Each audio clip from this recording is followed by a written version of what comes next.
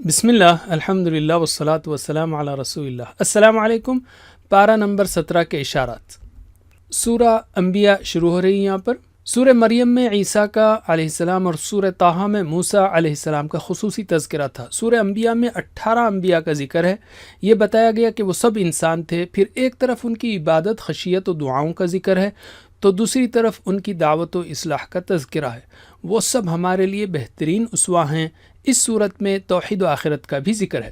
حساب کا وقت قریب ہے، پھر بھی مشرکین غافل ہیں۔ ہر نئی آیت کو مذاق اور بے دلی سے سنتے ہیں۔ کہتے ہیں انسان نبی کیسے ہو سکتا ہے، اور قرآن جادو ہے، شاعری ہے۔ کائنات کھیل نہیں بلکہ اللہ نے اپنی قدرت کی نشانی کے طور پر پیدا کیا ہے۔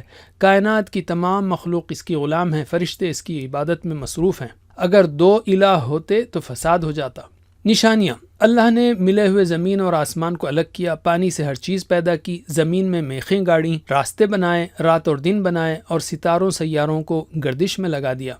عذاب کب؟ کفار نبی صلی اللہ علیہ وسلم کا مذاق اڑاتے اور کہتے کہ عذاب کب آئے گا؟ جب وہ اچانک آئے گا تو چہرے اور پیٹھ بچاتے پھریں گے۔ تو یہ ہے پہلا پاؤ، کی ورڈز ہیں حساب، کھیل، نشانیاں، عذاب۔ دوسرا پاؤ، ابراہیم علیہ السلام انہی کی قوم سے تھے، تو اپنی ہی قوم کو سمجھانے کے لیے انہوں نے بڑے بت کو چھوڑ کر سب کو توڑ دیا۔ قوم نے ابراہیم کو آگ میں ڈالا مگر اللہ نے انہیں بچا لیا۔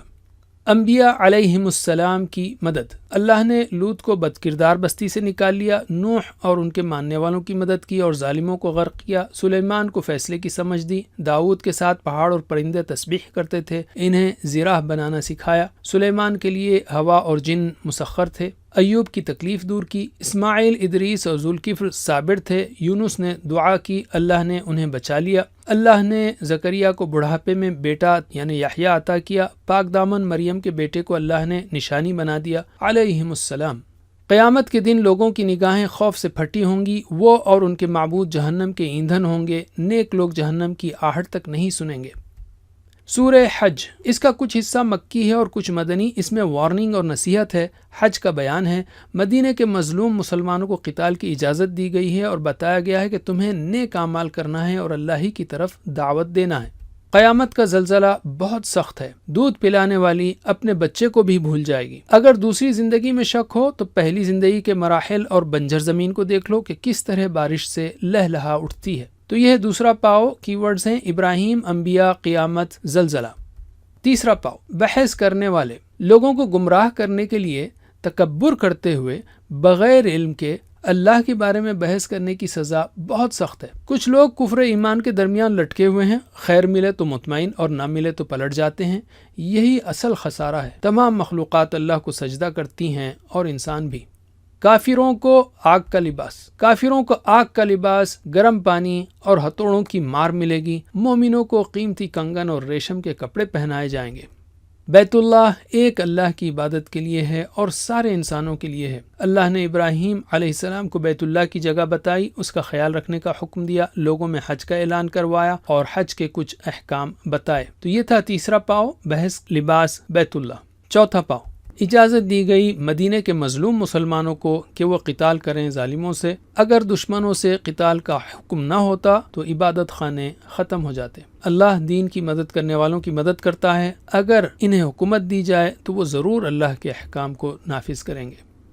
عذاب کی جلدی کرتے ہیں لوگ، جبکہ اللہ کے نزدیک ایک دن 1000 سال کے برابر ہے۔ ہر قوم کو مہلت ملی، پھر پکڑ ہوئی۔ جھٹلانے والوں کو ذلیل کرنے والا عذاب اور شہیدوں کے لیے بہترین رزق اور اچھا ٹھکانہ ہے۔ مہاجروں کو اجر، مہاجروں کو اجر ضرور ملے گا، بدلہ لینے والوں کی اللہ مدد کرے گا۔ اس کے بعد اللہ کی بہت ساری نشانیاں اور صفات کا زبردست بیان ہے۔ مشرک من گھڑت معبودوں کی پوجا کرتے ہیں، آیتیں سن کر ان کے تیور بدل جاتے ہیں، ان کے لیے آگ ہے۔ مکھی پیدا نہیں کر سکتے جھوٹے معبود، اور نہ ہی مکھی سے کوئی چیز بچا سکتے ہیں۔ لوگوں نے اللہ کی صحیح قدر نہیں کی۔ کامیابی چاہتے ہو تو ایمان لاؤ، اللہ کی عبادت اور نیک کام کرو، دین کو بلند کرنے کی کوشش کرو، اللہ ہی تمہارا مددگار ہے۔ تو یہ ہے چوتھا پاؤ، کی ورڈز ہیں اجازت، جلدی، مہاجر، مکھی، کامیابی۔ بس اتنا ہی، وجزاکم اللہ خیر، والسلام علیکم ورحمۃ اللہ وبرکاتہ۔